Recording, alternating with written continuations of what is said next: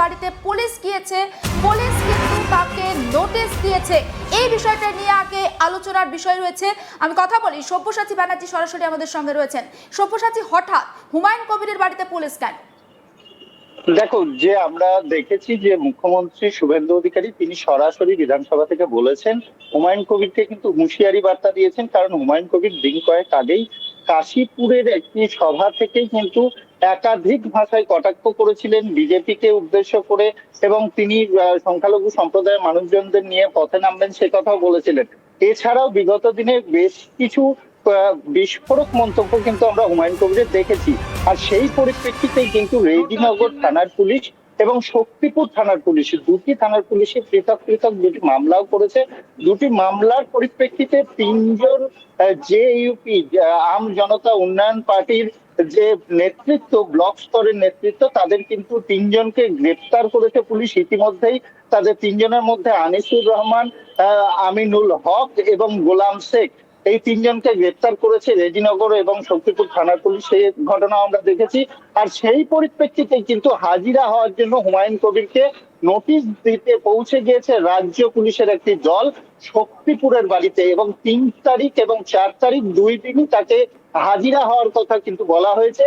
শক্তিপুর এবং রেজিনগর থানায়, দুটি থানাতেই তাকে কিন্তু হাজিরা হওয়ার কথা বলা হয়েছে।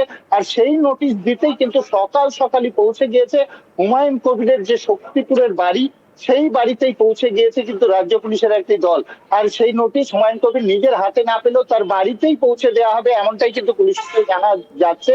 এবং সেই নোটিশ পৌঁছতেই কিন্তু পুলিশ আধিকারিকরা যে উপস্থিত হয়েছে, পুলিশ গিয়ে পৌঁছেছে। এবং হুমায়ুন কবিরের যে কাশীপুরের জনসভা, সেই জনসভা থেকে কিন্তু হুমায়ুন কবির যে হুঙ্কার ছেড়েছিলেন, যে আওয়াজ দিয়েছিলেন, সেই আওয়াজ কিন্তু ভাইরাল যেমন হয়েছে, তেমনি প্রত্যেকটি খবরের শিরোনামে হয়েছে। তবে হুমায়ুন কবির আজ থেকে নয়, হুমায়ুন কবির বিগত দিন থেকেই কিন্তু খবরের শিরোনামে আছে তার বিস্ফোরক মন্তব্যের কারণে। আর এই বিস্ফোরক মন্তব্যের কারণেই কিন্তু কড়া হুঁশিয়ারি বার্তা দিয়েছেন রাজ্যের মুখ্যমন্ত্রী শুভেন্দু অধিকারী। তিনি আজকে যে হুমায়ুন কবিরের বাড়িতে পুলিশ আধিকারিকরা পৌঁছে গিয়েছেন, সেই সময় কি হুমায়ুন কবির বাড়িতে ছিলেন? না, সেই সময় হুমায়ুন কবির বাড়িতে ছিলেন না। তার বাড়িতে সেই নোটিশ দিয়ে আসা হয়েছে এমনটাই জানা গিয়েছে। হুমায়ুন কবির একটি কথা জানিয়েছেন যে তিনি নিজে হাতে পাননি, তবে তিনি শুনেছেন যে তাকে নোটিশ করা হয়েছে। এবং আমরা যেটুকুটা পুলিশ সূত্রে জানতে পারছি, সেই নোটিশ শক্তিপুরের বাড়িতে পুলিশ আধিকারিকরা পৌঁছে দিয়েছে। হুমায়ুন কবিরকে ডাকা হয়েছে জিজ্ঞাসাবাদের জন্য, তাকে হাজিরা হওয়ার কথা বলা হয়েছে 3 তারিখ এবং 4 তারিখ। পৃথক পৃথক দুটি থানা, মুর্শিদাবাদের শক্তিপুর থানা এবং রেজিনগর থানা, এই দুই থানাতেই কিন্তু তাকে হাজিরা হওয়ার কথা বলা হয়েছে। এখন দেখার 3 তারিখ এবং 4 তারিখ হুমায়ুন কবির হাজিরা দিচ্ছেন কিনা। কিন্তু হুমায়ুন কবির যেটা জানিয়েছেন যে তিনি এখনো পর্যন্ত হাতে কোনো নোটিশ পাননি। তবে পুলিশ সূত্রে আমরা জানতে পারছি যে সকাল সকালই হুমায়ুন কবিরের শক্তিপুরের যে বাড়ি, সেই শক্তিপুরের বাড়িতে পুলিশ আধিকারিকরা পৌঁছে যায়। আর হুমায়ুন কবির সেই সময় তার বাড়িতে উপস্থিত ছিলেন না, তার বাড়ির সদস্যদের হাতেই কিন্তু এই নোটিশ পৌঁছে দিয়ে এসছে রাজ্য পুলিশের আধিকারিকরা, এমনটাই জানা যাচ্ছে। আর বিগত দিনের যে মন্তব্য, তার পরিপ্রেক্ষিতে এই নোটিশ ধরানো হয়েছে বলে একদম। বারবার যেহেতু মন্তব্যের কথাটা আমাদের উঠে আসছে, আমি একবার দর্শকদের শোনাবো ঠিক কি বলেছেন হুমায়ুন কবির সেই বক্তব্য। নোটা চিহ্নের টোটাল ভোট নিয়ে প্রায় 3,35,00,000 বিরোধী ভোট, আর ওরা বিজেপি 208টা সিট পেয়েছে 2,93,00,000। তারা এমন লাপানো লাপাচ্ছে। আর প্রশাসন এতদিন মমতা ব্যানার্জি যা বলতো তাই শুনতো, এখন মমতা ব্যানার্জির পরে শুভেন্দু হয়েছে, সে যা বলবে তাই শুনবে, এটা স্বাভাবিক। কিন্তু ভরতপুরে অনামিকা ঘোষ, সে ভোটে হেরেও সেখানে গিয়ে মনে করছে আমি এমএলএ। এখানে ভোটে হেরেও বিজেপি মনে করছে আমি এমএলএ। এখানে এমন আস্ফালন করে বেড়াচ্ছে। তা আমি শুভেন্দু অধিকারীকে সেদিন বলেছি যে আপনি ভোটে জিতেছেন, আপনার দল জিতেছে, খুব ভালো কথা, কিন্তু মুর্শিদাবাদে আস্ফালনটা একটু কম করতে বলেন। আমি যেদিন ময়দানে মুসলমানদের নিয়ে নেমে যাব না, সেদিন এমন সাটা ভাঙা মাছ শুরু করব যে আপনাদের পতাকা বহন করার লোক থাকবে না। কেস, ওরকম কেস আমাদের বহুবার জেল খাটা আছে। ক হাজার লোককে আপনি বহরমপুর সেন্ট্রাল জেলের যে আয়তন, তাতে 4700-র বেশি 4800 লোক ধরে না। হুমায়ুন কবিরের বক্তব্য আমরা আপনাদেরকে শোনাচ্ছিলাম এবং একেবারে স্পষ্ট তিনি বলেছেন যে রাজ্যের মুখ্যমন্ত্রী আপনি হতে পারেন, আপনার দল জিতেছে, কিন্তু মুর্শিদাবাদ বা রেজিনগরের ক্ষেত্রে আপনার দল জেতেনি, আপনি এমএলএও নন। ঠিক এই কথাটা পৌঁছে গিয়েছে মুখ্যমন্ত্রী শুভেন্দু অধিকারীর কাছে।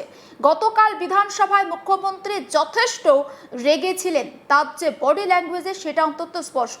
তিনি একেবারে বলেন যে এনাফ ইজ এনাফ। আসলে সেই বক্তব্যটাও একবার ব্যাক টু ব্যাক শোনাই, তারপর আসি সব্যসাচীর কাছে। Enough is enough. সময় এসেছে এই ধরনের লোককে সবক শেখানোর।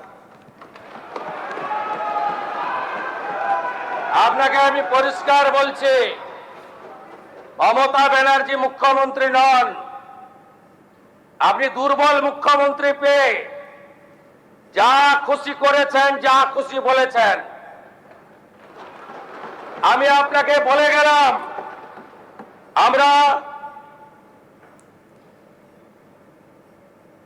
দুটো এফআইআর স্টার্ট করেছি।